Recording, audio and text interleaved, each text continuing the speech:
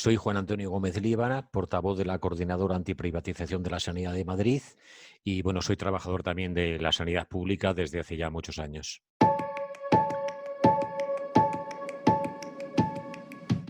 El proceso de privatización de la sanidad pública madrileña es un proceso que viene definido por una ley de ámbito estatal que se aprobó en el año 1997, pero me gustaría hacer un recorrido. La promulgación en el año 1986 de la Ley General de Sanidad dejaba poco espacio para la sanidad privada. Prácticamente solo había un artículo, que es el artículo 90 de la Ley General de Sanidad, que permitía la derivación de actividad sanitaria a hospitales privados, pero solamente lo permite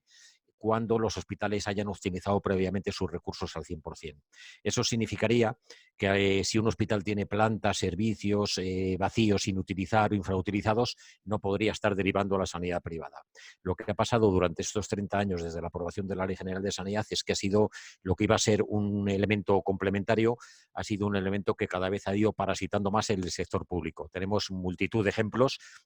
de hospitales que, teniendo cerradas plantas o servicios o no utilizando por la tarde determinadas tecnologías, están derivando continuamente a la sanidad privada, hasta el punto de que en estos momentos hay cerca de 8.000 millones de euros de los 70.000 millones de euros que es el gasto sanitario público estatal anual. 8.000 millones de euros se dedican a conciertos sanitarios, ¿vale? Entonces, esto ha ocurrido con todos los partidos políticos durante todas estas décadas en todas las comunidades autónomas. Esa es la única parte o la única forma que permitía la Ley General de Sanidad de pasar de alguna forma actividad a la privada. Tuvo que llegar el informe Abril en el año 91, elaborado por unos expertos designados por el Partido Socialista, que luego se pudo comprobar que varios de estos expertos estaban vinculados a la industria farmacéutica, para que se elaborase ese informe que, en definitiva, en pocas palabras, lo que venía a decir es que había que aplicar los criterios de la empresa privada al sector público. Eficiencia, ahorro, etcétera. A partir de ahí, a los pocos años, cuando todavía se estaba desarrollando el modelo de atención primaria, en el año 97 se promulgó la Ley la Ley 1597 de nuevas formas de gestión, que es la que ya va a permitir que cualquier empresa privada se haga cargo de cualquier centro sanitario o área sanitaria pública y la gestione con criterios puramente económicos. O sea, tuvimos que esperar hasta el año 97 para que abrieran totalmente el melón de la sanidad. Y a partir de ahí fue una carrera de diferentes comunidades autónomas para pasar poblaciones enteras en manos de hospitales privadas de hospitales privados cuyos propietarios son fondos de capital riesgo, bancos, constructoras, etcétera. Entonces, en el año 2004 y llegamos a Madrid, ya había habido experiencias de hospitales de colaboración pública-privada, que es como se llaman eufemísticamente, en el País Valenciano. Pero tenemos que llegar al año 2004 para que Esperanza Aguirre nos presente el plan de la sanidad del futuro. Está aquí. Ese plan consistía en la apertura de 8 hospitales de propiedad privada de diferentes modelos. Uno son el PFI y el otro el PPP, eso, sus siglas en inglés. Los primeros son hospitales semiprivados en los cuales lo que hacemos es pagar un canon a las empresas propietarias de los centros durante 30 años con una prórroga de otros 30 años. La primera fecha acaba en el año 2037, pero puede haber una prórroga hasta el año 2067. O sea, lo dejaron completamente atado. Esa fue la primera jornada de hospitales, que comenzó en el año 2005, se comienzan a abrir a partir del año 2008, y en ese mismo año hay una nueva adjudicación de 4 hospitales de modelo PPP, que ya es un modelo más privado todavía, porque en estos hospitales de este modelo, como son Torrejón, Villalba, Valdemoro, ya no solamente el centro es propiedad de una empresa privada, sino que las plantillas también no son personal funcionario ni personal estatutario, son personal que depende de la propia empresa privada, desde los médicos a los celadores. Entonces, el proceso de privatización en Madrid comenzaría en el 2004 con el plan de Esperanza Aguirre, y a partir de ahí lo que tiene lugar es una sustitución de hospitales públicos que son sustituidos por hospitales privados. Se cierran centenares de camas en los grandes hospitales públicos de Madrid y al mismo tiempo se van abriendo los hospitales de gestión privada. Al final llegamos a una situación en el 2020 en el cual prácticamente estamos con un número muy similar de camas que las que teníamos en el 2005, pero tenemos 12 hospitales privados nuevos. En ese recorrido se han perdido cientos de camas hospitalarias, como he dicho, dicho, en los centros públicos, se han perdido laboratorios que se han privatizado el call center, que es el sistema de gestión de las citas, o sea, prácticamente se ha extendido como una mancha de aceite por todo el sistema sanitario madrileño, de forma que en estos momentos tenemos una parte muy importante de los madrileños, cerca de 2 millones de personas, que son atendidos en hospitales cuyos propietarios son bancos, constructoras o fondos de capital riesgo. Ese fue el proceso que se llevó a Madrid y que es posible, porque el Constitucional lo ha determinado así en sentencias, solamente es posible porque sigue en vigor la Ley 1597 de nuevas formas de gestión, que es la que habíamos hablado hace un momento.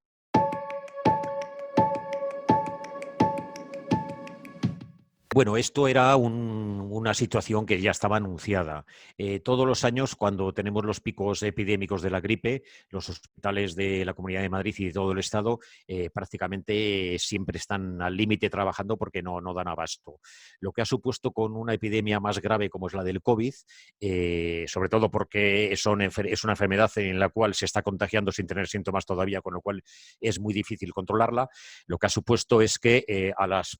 pocas semanas prácticamente de comenzar la difusión del virus, los hospitales no han dado de sí porque habían sido recortados no solamente por el proceso de privatización y porque los nuevos hospitales de modelo privado que se abrieron realmente son pequeños hospitales de 200 camas, de 100 y pico camas o de menos de 100 camas.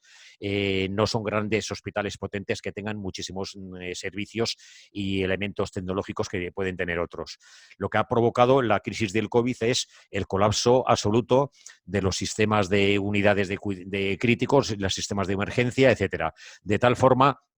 que se ha llegado un momento en el cual los propios compañeros que han estado en primera línea se han visto obligados en la peor fase de la epidemia,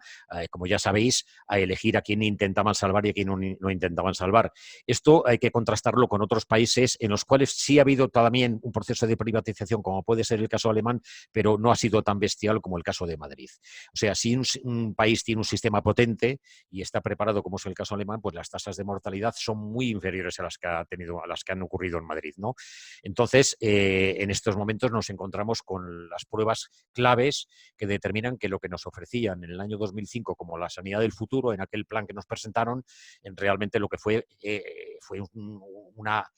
un sistema totalmente planificado para desmontar el sistema sanitario público e ir pasando parte de los fondos públicos a las empresas privadas. Las empresas privadas, como todos sabemos, están en este sector no para atender a la población, están en este sector para repartir dividendos a fin de año con sus accionistas. Es su único objetivo, ¿no? Es el de las empresas privadas. Con lo cual han puesto en primer lugar los intereses económicos a los intereses de salud de la población. ¿Qué podemos decir? Pues que realmente el sistema está haciendo aguas por todas las partes, no es un sistema que sea capaz de responder ante una situación epidémica como la que estamos viviendo y eso se cobra vidas, en vidas de personas y sobre todo se cobra también un desgaste brutal de los profesionales de primera línea que muy posiblemente si hay rebrotes no van a ser capaces de mantener las jornadas de 12 horas y la tensión que tienes que mantener en una unidad de cuidados intensivos, por ejemplo, o en un quirófano de urgencias y tal. Entonces, bueno, es la demostración más clara de que lo que han hecho es desmantelar el sistema, poner los intereses económicos en primer lugar y dejar en último lugar los intereses de la población general, que serían los intereses sanitarios, ¿no? No hay mucho más que hablar de esto, porque yo entiendo que las pruebas están ahí. Tenemos una de las mortalidades más altas de todo el mundo en la Comunidad de Madrid y una parte muy importante es debida al proceso de privatización que desmanteló el sistema y otra parte también es debida al proceso de recortes económicos que se produce a partir del 2008, que tampoco son homogéneos. Cuando comienzan los recortes económicos a partir del 2008, fundamentalmente donde se aplican los recortes económicos son en los centros de gestión directa públicos y los que menos recortes sufren o incluso hay incrementos de financiación en los 12 hospitales privados de la red sanitaria de Madrid.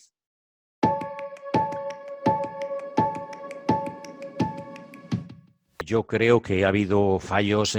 muy importantes por parte de todo tipo de gestores, tanto del Partido Popular como del Gobierno central. Los virus, hasta donde sabemos, no atacan a poblaciones determinadas. O sea, este virus no era un virus que atacase solamente a las personas que tienen los ojos rasgados. Cuando comenzamos a ver lo que estaba ocurriendo en China, con todos los problemas que hay respecto a la información que llega de China, que llegará muy cortada y será solamente la que nos quieran dar ellos, lo que sí supimos con 3 meses de antelación es que estaba habiendo un brote epidémico en China de una enfermedad contra la cual no teníamos tratamiento. Nadie tomó medidas, nadie pensó que en un mundo globalizado como este, en el cual los miles de viajes aéreos que hay a diario podían ponernos el virus aquí en menos de 24 horas, y nadie planificó ni preparó prácticamente ninguna material especializado para tratar esto. Creo que a nivel europeo el único país que tenía una ligera preparación era Finlandia, que tenía una reserva estratégica de material de medicamentos y de elementos de protección. El resto de los países no tenían prácticamente preparado nada. En el caso del Estado español yo creo que fue peor. Incluso al ver la situación de Italia tan cerca y con las conexiones económicas que hay con Italia, podíamos haber pensado que los responsables del Ministerio de Sanidad español o de la Comunidad de Madrid y de las diferentes comunidades autónomas podían empezar a pensar que lo podíamos tener aquí. Parece ser que no lo pensaron y siguieron sin hacer absolutamente nada. Cuando ya comenzamos a ver en la atención primaria que había un determinado repunte que pensábamos que era de gripes que no estaban sucediendo en los meses habituales, tampoco hubo ninguna solución por parte de la Administración. Tuvo que llegar un momento en el cual ya muchos médicos comenzaron a decir que, cuando ya se supo que era coronavirus, que el nivel de contagios que había nos hacía ver que estábamos en una situación de transmisión comunitaria. Esto fue negado por la propia Comunidad de Madrid en su momento, cuando lo estábamos viendo en las consultas, ¿no? Entonces, cuando se empieza a abordar el tema de la pandemia, se hace lo que siempre se ha hecho en este país. Este país es un país que no tiene en cuenta para nada el primer nivel de atención primaria, porque si nos fijamos en el primer nivel de atención primaria, en lo que serían sus fundamentos, la atención primaria nace para trabajar la salud colectiva, para hacer prevención y promoción. Bueno, pues en una epidemia lo importante son las actuaciones inmediatas. Y aquí no se hizo absolutamente nada. La pandemia entendemos que se podría haber trabajado fuerte contra ella, haciendo de la primaria un cortafuegos, de forma que si hubiéramos tenido los medios tanto humanos, de recursos humanos, como de test, hubiéramos podido testar a la población, aislar a los positivos. Yo entiendo que no en sus domicilios, entiendo que cuando es testado un positivo y sale ya positivo, lo que hay que hacer es confinarlo de alguna forma en habitaciones de hotel o en lugares que prepare la administración, pero de forma individual, porque volverle a su casa lo que va a provocar es que el contagio pase a la fase intradomiciliaria, ¿no? Y caigan todos los familiares, como ha ocurrido en muchos compañeros que tenemos sanitarios que al final han contagiado a toda la familia. Entonces, lo que tenía que haber hecho la atención primaria con medios era haber testado, haber aislado a la población positiva durante cuarentenas de 14 días y haber seguido a los contactos, que es lo que se debe hacer en una epidemia. Y en esto tenemos compañeros que han trabajado en tercer mundo y que han lidiado con epidemias de ébola, de rabia, de cólera, y están trabajando ahora en España y no entendían qué es lo que estaba pasando aquí, porque se estaba haciendo exactamente lo contrario de lo que hay que hacer en una epidemia. Entonces, no sabemos si lo que han fallado son las altas esferas de la epidemiología, si lo que ha fallado es la voluntad de los políticos de no hacer absolutamente nada, pero al final nos encontramos con el brote totalmente desmandado, no había forma de controlarlo porque no teníamos medios en atención primaria, y lo que ocurrió es lo que tenía que ocurrir, que comenzaron a colapsarse los servicios de urgencia, los servicios de unidades de cuidados intensivos, y la respuesta de los políticos fue montar un hospital en el IFEMA, pues un poco siguiendo la línea de China quizás, para atender a los casos menos graves y poder descongestionar un poco los grandes hospitales. Pero esa no es la forma de actuar. O sea, desde primero cualquier persona que haga epidemiología sabe que las nociones básicas son testar, aislar y seguir a los contactos para que la epidemia no progrese y no salga de los barrios y de los pueblos. Entonces se hizo exactamente todo lo contrario, que además conlleva un enorme gasto sanitario, porque es mucho más caro tratar a un paciente en una unidad de cuidados intensivos que dotar de profesionales y de test a la atención primaria para captar a la gente y dejar que no permitir que la epidemia vaya avanzando. Entonces, no entendemos muy bien porque al final lo que se ha hecho es una medida que ha provocado muertos que no tenían que haber ocurrido, muertos evitables, y por otra parte estamos convencidos de que si alguna vez logramos acceder a los datos económicos de lo que nos ha costado esta pandemia, pues posiblemente sea mucho más cara la visión de atender a la pandemia desde el punto de vista hospital centrista que desde el punto de vista de la prevención y de la promoción. Es lo que entendemos nosotros.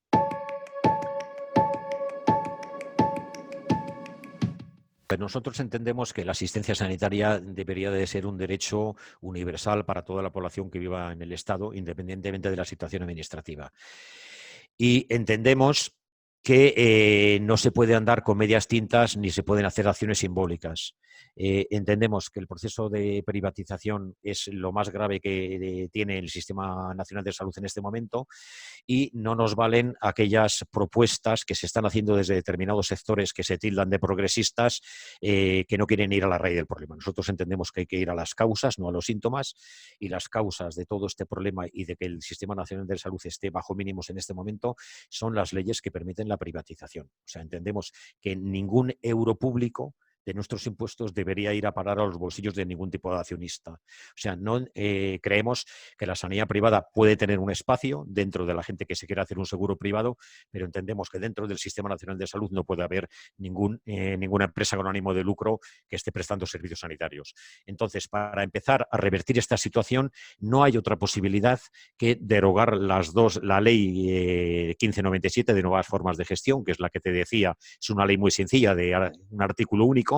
que simplemente lo que dice es que en el ámbito del Sistema Nacional de Salud cualquier centro sanitario o sociosanitario podrá ser gestionado por empresas privadas. Entonces, si no echamos abajo la ley 1597, que es un artículo único, como te digo, no sería posible recomponer mínimamente el Sistema Nacional de Salud. Y por otra parte, habría que derogar también el artículo 90 de la Ley General de Sanidad, que ya te comenté antes, que se había establecido como una situación de complementariedad para cuando el sistema sanitario estatal público estuviera a tope o colapsado, y se ha utilizado para detraer dinero público para la privada. Entonces, habría que derogar ambas leyes, la ley 1597 y el artículo 90 de la Ley General de Sanidad, y establecer algún artículo, como se estableció en países nórdicos como Suecia,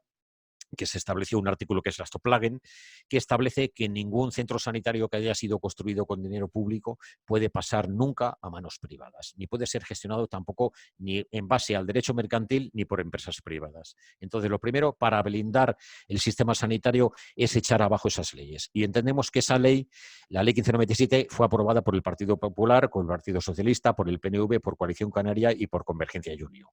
Entendemos que se pueden haber hecho cosas mal, pero que hay que rectificar. Han pasado ya más de 30 años y toca ya derogar esta ley, hacer reflexión, ver por qué se puede hacer a partir de ahora, pero fundamentalmente sin derogación de la ley 1597 y sin derogación del artículo 90, la empresa privada va a tener posibilidades de hacerse con parte del pastel del dinero sanitario que dedicamos anualmente a la atención. Con lo cual, la primera fase sería derogar ambas leyes, para lo cual se requiere mayoría simple en el Parlamento, y a partir de ahí establecer algún mecanismo dentro de la propia Ley General de Sanidad que impida que ningún dinero público pueda acabar en manos privadas. Luego tendríamos que ir a trabajar por otra línea, que sería darle un verdadero protagonismo a la atención primaria, que debería de dedicarse a ella un 25% del gasto sanitario público, y en estos momentos hay comunidades autónomas que están dedicando solamente el 10% para la atención primaria,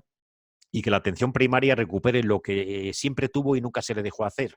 que es el trabajo sobre los factores determinantes de la enfermedad y de la salud de ámbito colectivo. O sea, hoy día sabemos que más del 75% de las enfermedades crónicas están provocadas por lo que podríamos llamar los productores de enfermedad, que son determinadas industrias que están emitiendo sustancias tóxicas que son las que están provocando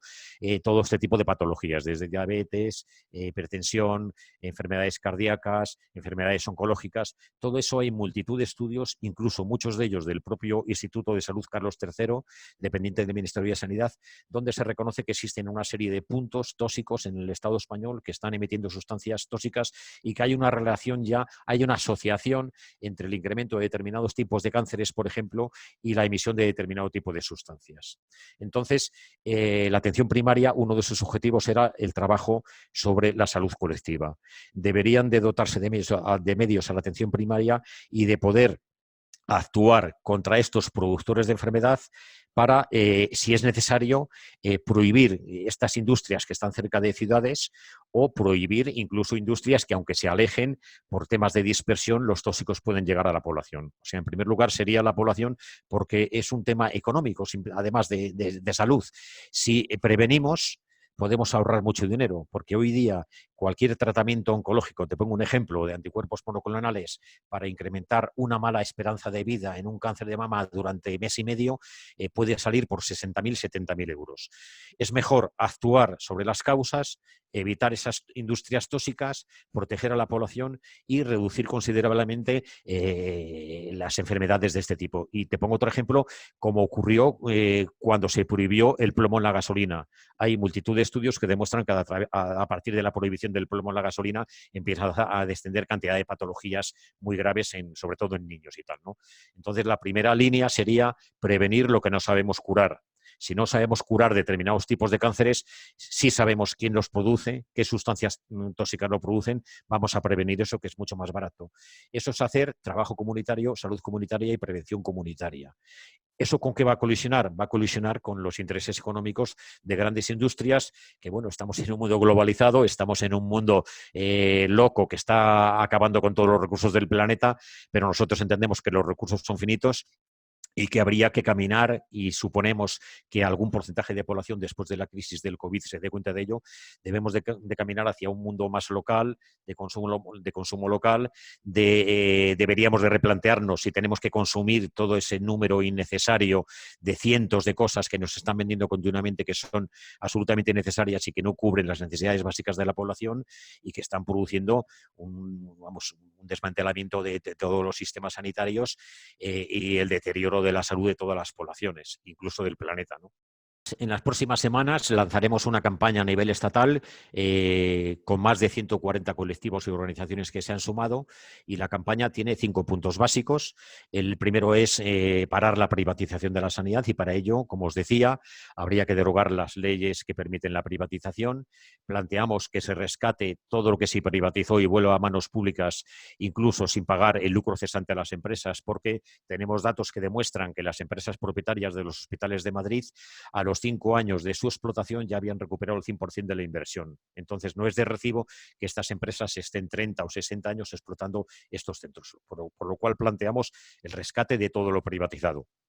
Planteamos el reforzamiento de la atención primaria, dedicando un 25% del gasto sanitario a la primaria y volviendo a sus orígenes para trabajar en la salud comunitaria y en la prevención y la promoción de la salud. También defendemos que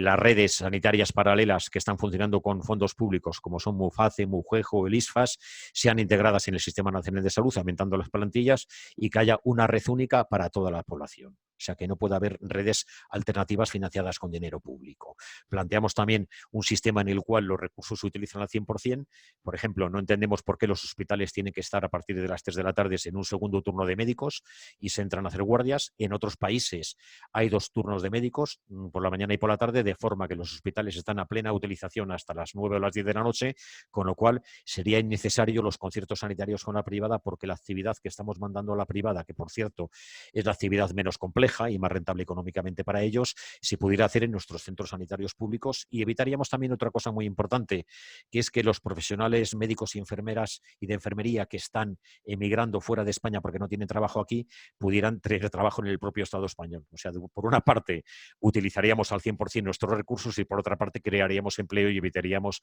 la huida de los profesionales. Porque esto es muy curioso. Formar a un médico durante 10 o 11 años nos viene a costar unos 250.000 euros. Estamos formando médicos que luego se están yendo a trabajar a otros países porque aquí no les damos un futuro. Entonces, estas serían medidas básicas, que serían blindar el sistema y que hubiera un sistema universal sanitario que atendiera a toda la población independientemente de la situación administrativa. Un sistema para todos y que estuviera centrado en la prevención, no solamente en el tratamiento hospitalario. Otro punto que tenemos es la creación de una industria nacional farmacéutica y sanitaria. Eso es posible. Hoy día el Ejército tiene un laboratorio especializado para ellos, de farmacia. Nosotros creemos que se podrían fabricar en el Estado español los 400 o 500 medicamentos básicos que determina la Organización Mundial de la Salud. Incluso creemos que en base al interés general y agarrándonos a que existen leyes como la Ley de Patentes, en el artículo 91, creo recordar, que establece que por causas de interés general o de salud pública se puede decidir por parte del gobierno central que se fabrique determinado medicamento porque los costos sean muy elevados y sea de interés sanitario, como fue el caso, por ejemplo, de los medicamentos para la hepatitis C. Nosotros no entendemos cómo en aquel momento se estuvieron pagando 20.000, 30.000, 40.000 euros por tratamientos de 12 semanas, cuando, según la Universidad de Liverpool, se demostraba que el medicamento en cuestión, que era el Sovaldi, costaba su producción unos 110 euros y se estuvo comprando por parte del gobierno español, variando mucho las cantidades porque al principio cobraron más, pero se estuvieron pagando hasta 40.000 euros por estos tratamientos. Entonces se podría haber fabricado y nosotros hicimos un pequeño estudio y vimos que se habían gastado, creo que eran 2.000 millones de euros o 1.500 millones de euros en los tratamientos de hepatitis C, cuando eso se podía haber fabricado en el Estado español, como hicieron otros países que eliminaron la patente, y nos podíamos haber gastado 15 millones de euros. La diferencia es sustancial, ¿no? Esa diferencia es el gasto sanitario de una comunidad autónoma con 2 millones de habitantes, el gasto sanitario anual. Entonces deberíamos de caminar hacia una industria sanitaria y farmacéutica pública, creando empleo y no dependiendo de lo que ha ocurrido en esta crisis del COVID, que hemos tenido que estar comprando a China y otros países elementos de protección que al final muchas veces no cumplían las normas y no llegaban. Hemos estado viendo pacientes sin EPIs en muchas ocasiones al principio, y con los riesgos y con el porcentaje de contagios que tenemos en el Estado español, que es el más alto de todo el mundo. Proponemos también que la sanidad se universalice realmente, que tengan derecho a la asistencia sanitaria todas las personas independientemente de la situación administrativa. Otro de los puntos es que tenemos que pensar, porque este es un debate nacional, qué vamos a hacer con los asilos, con las residencias de ancianos, con la atención a los mayores. Por una parte, no deberían de estar en manos privadas y por otra parte, eso no lo soluciona todo, porque hemos podido ver que la mortalidad en las residencias ha sido muy similar cuando una residencia era gestionada por los poderes públicos o cuando era gestionada por una empresa privada. No hay grandes diferencias. ¿Qué quiere decir esto? Quiere decir esto que hemos abandonado a los ancianos en las residencias, que las ratios de personal han estado por los suelos y que no hay una legislación, porque la ley de dependencia no se desarrolló, que proteja a estas personas. Entonces deberemos de hacer una reflexión como sociedad de por qué hemos tenido que enclaustrar en asilos a los ancianos y cómo podemos trabajar para que los ancianos vuelvan o pudieran volver a estar dentro de las familias tradicionales extensas que hubo hasta hace 40 años, en los cuales los ancianos al final morían con sus propios hijos en casa y tal, ¿no? Entonces, por una parte, tenemos que dar una solución inmediata al tema residencias, y eso pasa por echar a la iniciativa privada de las residencias de ancianos, y por otra parte planteamos que se vinculen a la atención primaria, o sea, que los médicos de las residencias de alguna forma sean médicos que pertenezcan también a los centros de salud de la zona, que no sean médicos privados, y que haya una vinculación entre la atención primaria y las residencias de ancianos, porque hasta donde yo entiendo, los ancianos siguen teniendo tarjeta sanitaria y siguen teniendo derecho a la asistencia por el sistema público, pero no la están teniendo. Y el último punto que planteamos es que tendremos que darle una vuelta al sistema. Hemos de pasar de un sistema individual, hospitalcentrista, que actúa sobre los síntomas, a lo que os decíamos antes, un sistema que actúe sobre lo que ya conocemos que va a provocar enfermedades. Eso va a provocar colisiones con el capitalismo, va a provocar colisiones con grandes empresas, pero nosotros entendemos que la salud de las personas está por encima de los beneficios económicos de las grandes empresas. Por eso el lema de este quinto punto es simplemente prevenir lo que no sabemos curar. Entonces, vamos a lanzar esta campaña en las próximas semanas. Sabemos que esto genera graves problemas tanto a los partidos del gobierno como a los partidos de oposición. Entendemos que esto va a generar muchos problemas con las grandes empresas del consumo indiscriminado de productos inútiles, pero entendemos que hay que abrir un debate. O sea, estamos en emergencia climática, estamos en...